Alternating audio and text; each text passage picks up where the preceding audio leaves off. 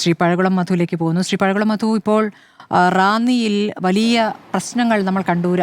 അങ്ങ് തന്നെ ഈ രക്ഷാപ്രവർത്തനത്തിന് നേരിട്ട് മുൻകൈ എടുത്തുകൊണ്ട് ഈ കടകളിലേക്ക് വെള്ളം ഉരച്ചു കയറി കടകളിലെ സാധനങ്ങൾ മുഴുവൻ നഷ്ടപ്പെട്ട വ്യാപാരികളുടെ രോഷം അതങ്ങ് കണ്ടു. ഇപ്പോൾ എന്താണ് ഇപ്പോൾ അവിടുത്തെ ഒരു സ്ഥിതി? അവരെ എങ്ങനെയാണ് അനുനയിപ്പിക്കാൻ സാധിച്ചിരിക്കുന്നത്? ഇല്ല, റാന്നിയിലെ സ്ഥിതി ഈ കഴിഞ്ഞ ദിവസം ഉണ്ടായ മഴ ഇന്ന് പകൽ ആ തീവ്രതയിൽ ആവർത്തിക്കാത്തത് കൊണ്ട് വെള്ളം കുറേയേറെ ഒഴുകിപ്പോയി. റാന്നി ഇട്ടിയപ്പാറ ടൗണിൽ നിന്നും വെള്ളം പൂർണ്ണമായും ഒഴിവായി. അപ്പോൾ പിന്നെ അവിടെ ക്ലീനിങ്ങിൻ്റെ ആവശ്യം ഉണ്ടായിരുന്നത്. ആ ക്ലീനിങ് പ്രവർത്തനങ്ങൾ ഞാൻ തന്നെ ഇന്ന് രാവിലെ അവിടെ എത്തി 6 മണി തൊട്ട് ആ ക്ലീനിങ് പ്രവർത്തനങ്ങളെല്ലാം ഏറ്റെടുത്ത് നടത്തി.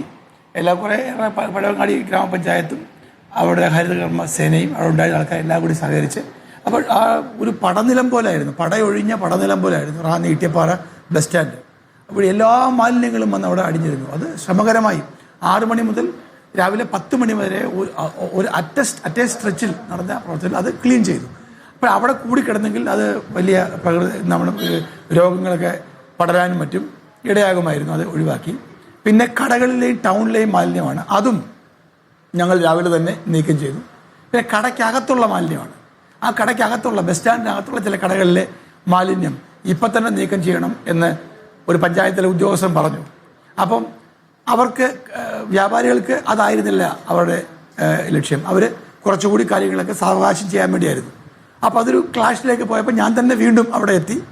ഞാൻ ക്ലീനിങ് കഴിഞ്ഞ് തിരിച്ച് കുളിക്കാൻ പോയപ്പോഴാണ് ഈ സംഭവം ഉണ്ടായത്. പെട്ടെന്ന് ഞാൻ തിരിച്ചു വന്ന് ആ പ്രശ്നം അപ്പം തന്നെ പരിഹരിച്ചു. വ്യാപാരികൾ ഇഷ്ടമുള്ള സമയത്ത് അത് നിങ്ങൾ നീക്കം ചെയ്തു. അപ്പോൾ വാഹനം വന്നത് എടുത്തുകൊണ്ട് പറഞ്ഞു.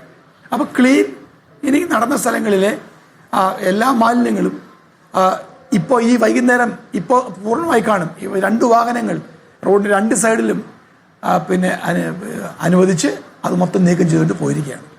ഇനി മാത്രമല്ലല്ലോ, ഇപ്പോൾ കടയിലെ സാധനങ്ങൾ മുഴുവൻ നിറഞ്ഞു, അവർക്ക് വലിയ നഷ്ടം സംഭവിച്ചിരിക്കുകയാണല്ലോ ശ്രീ പഴകുളം മധു. ഈ നഷ്ടപരിഹാരത്തിന്റെ കാര്യത്തിലൊക്കെ അവർക്കൊരു ആശങ്കയുണ്ട്.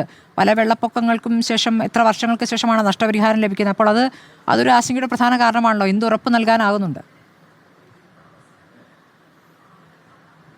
തീർച്ചയായും 2018 ഒരു പ്രളയം ഉണ്ടായപ്പോൾ കബളിക്കപ്പെട്ടവരാണ് റാന്നിയിലെ വ്യാപാരികൾ. അന്ന് അവരോട് 10 ലക്ഷം രൂപ അവർ കൊടുക്കുമെന്ന് അന്ന് ഗവൺമെൻറ് പറഞ്ഞിരുന്നു. അവർ വലിയ ആഹ്ലാദപരമില്ല. പക്ഷേ അവർക്ക് 10 ലക്ഷം എന്നല്ല നഷ്ടപ്പെട്ടത്, കോടികളാണ് ഓരോരുത്തർക്കും നഷ്ടമായത്. പക്ഷെ 10 ലക്ഷമെങ്കിലും കിട്ടുമെന്ന് അവർ പ്രതീക്ഷിച്ചു. 10 പൈസ പോലും വ്യാപാരികൾക്ക് കൊടുത്തില്ല. 10 ലക്ഷം പലിശയില്ലാത്ത വായ്പയും അതിൽ 2 ലക്ഷം സബ്സിഡിയും എന്നാണ് അന്ന് അവരെ അവരോട് പറഞ്ഞത്. പക്ഷെ അതിൽ 1 പൈസ പോലും അവർക്ക് കൊടുത്തിട്ടില്ല. ആ ദുരനുഭവം അവരുടെ മനസ്സിലുണ്ട്. ഇത്തവണയും വലിയ ദുരന്തമുണ്ടായി, ഒട്ടേറെ നഷ്ടം അവർക്കുണ്ടായി. അവർ വലിയ നിരാശരാണ്. അവർക്ക് എന്തെങ്കിലും സഹായം ചെയ്തേ മതിയാവുകയുള്ളൂ. റാന്നിയിലെ വ്യാപാരികൾ ഓരോ ദുരന്തം ഉണ്ടാകുമ്പോൾ അവർ കൂടും കുടുക്കും എടുത്ത് പോകേണ്ടി വരിക. എന്തൊരു കഷ്ടമാണിത്. ഓണക്കാലത്തേക്ക് അവർ വാങ്ങി വെച്ചിരുന്ന സാധനങ്ങൾ മുഴുവൻ വെള്ളം കയറിപ്പോയി. പെറിഷബിളാണ്, അതിൽ 95% അതെല്ലാം നഷ്ടപ്പെട്ടു. അവർക്ക് ആര് സഹായം കൊടുക്കും? 2018 അവരെ ചതിച്ച പോലെ ഇത്തവണ ചതിക്കരുതെന്നാണ് അവരുടെ രോഷം. ആ രോഷം അവരുടെ മനസ്സിലുണ്ട്, എൻ്റെ മനസ്സിലുണ്ട്, ആ രോഷമുണ്ട്. അപ്പോൾ അത് ഉണ്ടാകാൻ പാടില്ല. ഗൗരവമായ കാര്യം എടുക്കണം. ഏറ്റവും പ്രധാനപ്പെട്ട ഒരു കാര്യം, 2018 വലിയ പ്രളയം ഉണ്ടായി. 20 21 ചെറിയ തോതിൽ ആ പ്രളയം ആവർത്തിച്ചു. പക്ഷേ സ്മൃതി അതിനുശേഷം ഒരു മുൻകരുതലും റാന്നിയിലുണ്ടായിട്ടില്ല. ഒരു നീക്കവും നടന്നില്ല, ഒരു നടപടിയും സ്വീകരിച്ചില്ല. അതിനുശേഷം 8 വർഷം കഴിഞ്ഞു. ഇപ്പോൾ ഈ ഗവൺമെൻറ് ഇപ്പോഴാണ് വന്നത്. ഞാൻ MLA ആയിട്ട് 2 മാസമേ ആയിട്ടുള്ളൂ. ഞാൻ പലയിടത്തും പരതി നോക്കി, സഹായത്തിന് ഒന്നുമില്ല. ഇവിടെ കൊല്ലത്തു നിന്നും മറ്റ് ജില്ലകളിൽ നിന്നും സഹായം തേടേണ്ടി വന്നു. അപ്പോൾ റാന്നിയിൽ ഇന്നല്ല, വളരെ പെട്ടെന്ന് പ്രളയം ഉണ്ടാകും. ഒരു മഴ പെയ്താൽ എന്തുകൊണ്ടാണ് റാന്നി വെള്ളത്തിൽ മുങ്ങുന്നത്? ഈ റാന്നി ടൗണിൻ്റെ ചുറ്റുപാടുമുള്ള ചെറിയതും വലുതുമായ തോടുകൾ മുഴുവൻ കയ്യേറി, തോടുകളെല്ലാം അടച്ചു.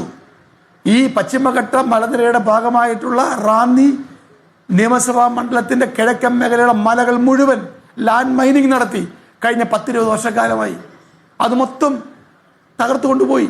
ഒരു ചെറിയ മഴ പെയ്താൽ റാന്നിയിൽ ലാൻഡ് സ്ലൈഡ് ഉണ്ടാകും. അതാണ് ഇവിടുത്തെ ഏറ്റവും വലിയ ഭീഷണി. ആരാണ് സൃഷ്ടിച്ചത്? 2018 പ്രളയം ഉണ്ടായി.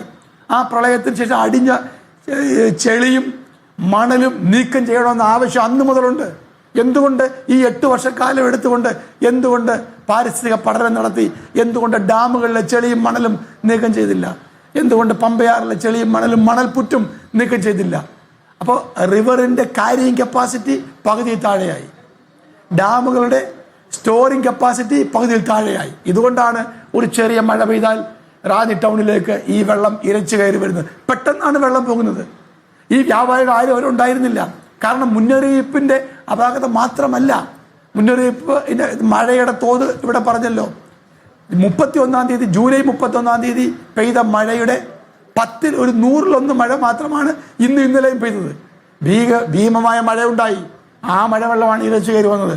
ഇത്തരം കാര്യങ്ങളെ രാഷ്ട്രീയപരമായി നമ്മൾ നേരിടാൻ പോകരുത്. 25 വർഷക്കാലം MLA ആയി റാന്നിയെ പ്രതിനിധീകരിച്ച ബഹുമാനായ ശ്രീ രാജു എബ്രഹാമിനോട് എനിക്ക് അഭ്യർത്ഥിക്കാനുള്ളത്, അദ്ദേഹം ഇത്തരം കാര്യങ്ങൾ വളരെ പെട്ടെന്ന്, അതിനുള്ള സമയമായിട്ടില്ല, അദ്ദേഹം കൂടി സഹകരിച്ച് ഈ ദുരന്ത നിവാരണ പ്രവർത്തനങ്ങളിൽ സഹായിച്ച് ഈ പ്രവർത്തനങ്ങളുമായി മുൻപോട്ട് പോകണമെന്നാണ് എനിക്ക് അദ്ദേഹത്തോട് അപേക്ഷിക്കാനും അഭ്യർത്ഥിക്കാനുള്ളത്. ഞാൻ ഈ ചർച്ചയിൽ നിന്ന് ഇറങ്ങിയാണ് സ്മൃതി. 1-2 കാര്യങ്ങളോട് ഞാൻ താങ്കളോട് പറയാം.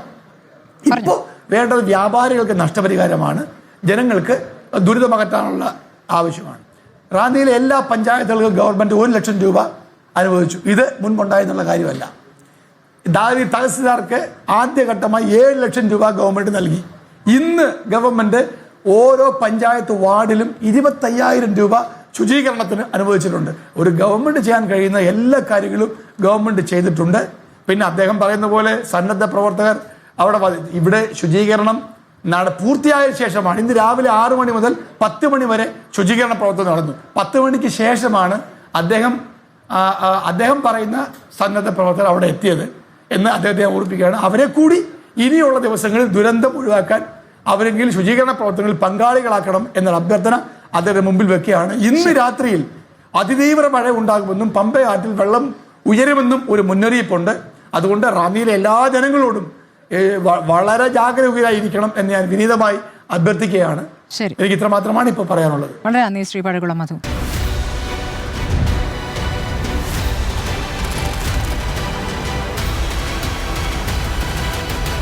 Debate with Smruthi Paruthikad.